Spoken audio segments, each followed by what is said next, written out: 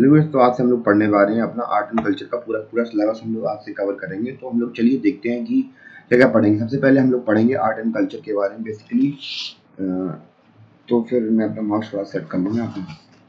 तो हम लोग पढ़ेंगे आर्ट एंड कल्चर के बारे में। तो सबसे पहले हम लोग पढ़ेंगे इसमें जो अलग-अलग सेक्शंस रहते हैं हम उसको डिटेल में पढ़ेंगे। सबसे पहले हम लोग पढ़ेंगे आर्किटेक्चर के बारे में, फिर पढ़ेंगे इंडियन क्लासिकल डांसेस के बारे में, फिर पढ़ेंगे इंडियन पेंटिंग, फिर पढ़ेंगे थिएटर के बारे में, फिर जो पढ़ेंगे इंडियन के जो साइंटिस्ट हैं वो पढ़ेंगे रिलीजन इन इंडिया, कैसे-कैसे यहाँ पे इंडिया के अंदर रिलीजन कौन-कौन से हैं उसके बारे में पढ़ेंगे।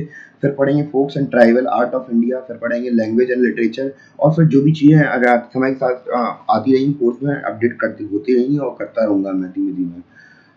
और चलिए हम लोग डिटेल में समझते हैं कि जैसे आर्किटेक्चर ये हम लोगों के मेन टॉपिक्स रहने वाले हैं और उनके अंदर सब टॉपिक्स क्या-क्या पढ़ेंगे हम लोग वो देख ले रहे हैं हम लोग।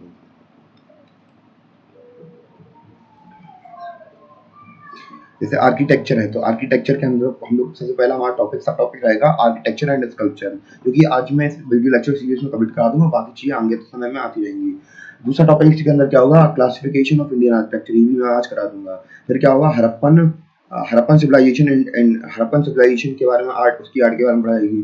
उसमें क्या क्या सील्स मिली स्कल्पचर में, terracotta pottery, beads and ornament, extensive town planning, तो ये सब चीजें पढ़ेंगे। उसके बाद हम लोग पढ़ेंगे मॉडर्न आर्ट के बारे में। इसमें मॉडर्न आर्ट में हम लोग क्या पढ़ेंगे, पिलर्स पढ़ेंगे, सारनाथ लाइन कैपिटल पढ़ेंगे, उसकी केव पढ़ेंगे, उसके स्कल्पचर, फिर पॉटरी पढ़ेंगे। फिर उसके बाद हमारा क्या सीन रहेगा, पोस्ट मॉडर्न आर्ट। तो मॉडर्न के बाद क्या था, केव्स, ट्रेडिशन, स्टूपास, स्कल्पचर। और उसके बाद हम लोग देखेंगे क्या सीधे गुप्ता एज। गुप्ता एज में हम लोग पढ़ेंगे रॉक कट पेंटिंग्स के बारे में, फिर पढ़ेंगे अजंता केव्स के बारे में, फिर देखेंगे Ellora caves, Elephanta caves, Bagh caves, Junagadh caves, Nashik caves, मोंटेसर cave, sculpture, temple architecture, style of temple. फिर पढ़ेंगे नागर स्कूल ऑफ आर्किटेक्चर के बारे में। और उसके बाद हमारा होगा टेम्पल आर्किटेक्चर इन साउथ इंडिया। साउथ इंडिया के अंदर कौन कौन से टेम्पल आर्किटेक्चर थे हम लोग वो देखेंगे, जैसे द्रविड़ स्टाइल हुआ, नायका स्टाइल हुआ, विजयनगर लेगेसी हुआ, तो ये सारे सीन रहेंगे हमारे। उसके बाद हम लोग देखेंगे विसारा स्टाइल के बारे में, जो कि कन्नड़ स्टाइल, विसारा स्टाइल जो कर्नाटका की स्टाइल है। इसके बाद हम लोग देखेंगे क्या, आई थिंक स्लाइड्स इतनी कंप्लीट हो गई। उसके बाद क्या था यहाँ पे,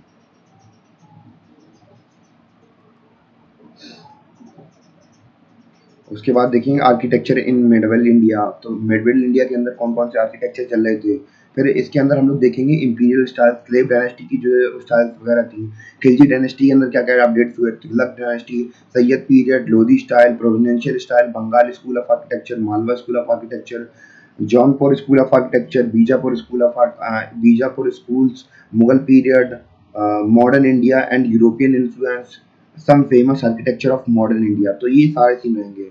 और उसके बाद जो हमारा पहला टॉपिक था वो हम लोग अभी से स्टार्ट करने वाले हैं, जो कि हमारा जो आर्किटेक्चर का पहला टॉपिक था वो क्या था, पहला हमारा जो टॉपिक था आर्किटेक्चर में, आर्किटेक्चर एंड स्कल्पचर, उसके बारे में लोग थोड़ा डिटेल में समझते हैं। ये वाली स्लाइड नहीं थी, थोड़ी ऊपर वाली स्लाइड थी यहाँ पे। तो हम लोग समझते हैं कि जो आर्किटेक्चर है ये कोई मॉडर्न फिनोमेना नहीं है, कि एकदम से अभी 18-19 सेंचुरी में स्टार्ट नहीं हो गया।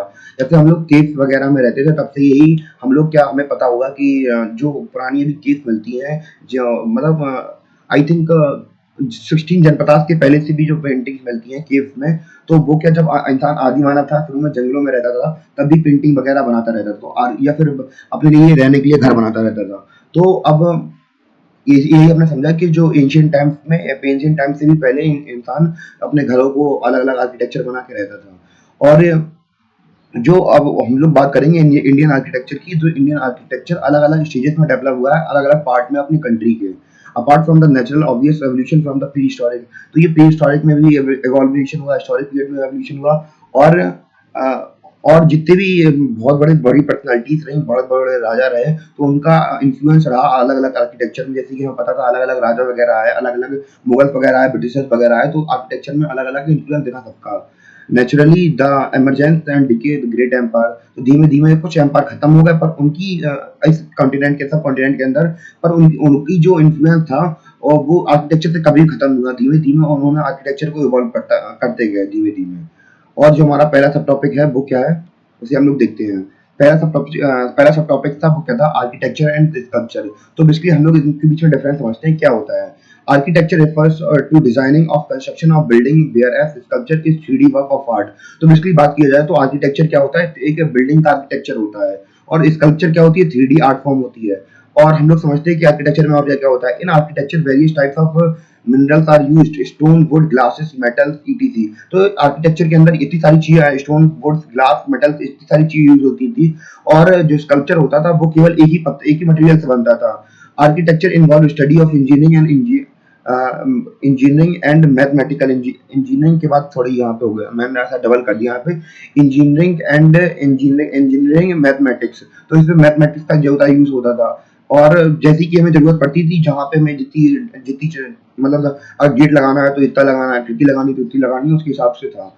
तो यहाँ पे मैं थोड़ा अपडेट कर दे रहा, इंजीनियरिंग नहीं है यहाँ पे, डबल बार इंजीनियरिंग हो गया यहाँ पे।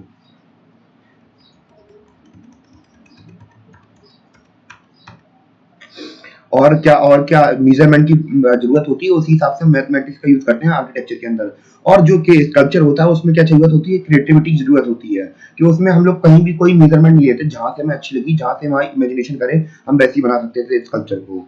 और हम लोग देखते हैं कि और हमारे सब टॉपिक्स क्या क्या है यहाँ पे। हम लोगों ने आर्किटेक्चर और स्कल्पचर में डिफरेंस समझ लिए थे।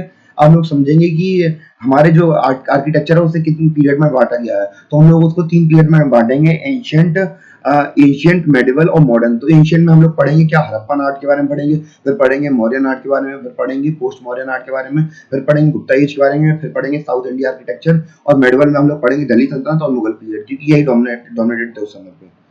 और क्या क्या मॉडर्न इंडिया में पढ़ेंगे, इंडो इंडो गॉथिक स्टाइल और न्यू रोमन स्टाइल। तो यही हमारा पूरी पूरी अभी हमारा जो टॉपिक था इतना ही होगा। और बाकी की अब सीधे इसके बाद हम लोग पढ़ेंगे, आई थिंक इसके बाद हम लोग पढ़ेंगे हड़प्पन हड़प्पन वाला, आप लोगों ने देखा था, हड़प्पन स्टाइल देखेंगे इसके बाद। क्योंकि स्कल्पचर और आर्किटेक्चर में उन्होंने डिफरेंस तो बता ही दिया है। हड़प्पन से स्टाइल कर देंगे और धीमे धीमे वीडियो लेक्चर सीरीज चलती रहेगी। आप लोगों को अगर चेकआउट करना है तो आप मेरे चैनल पे प्लेलिस्ट जाके चेक कर सकते हैं, art and culture by Indo French IAS नाम पे टैली होगी, तो आप लोग वीडियो जाके चेक कर सकते हैं। और बाकी जितना भी यूपीएससी का कोर्स है, सब सारा का सारा कोर्स अवेलेबल है, आप जाके चेकआउट कर सकते हैं, वो भी फ्री में। तब के लिए थैंक यू।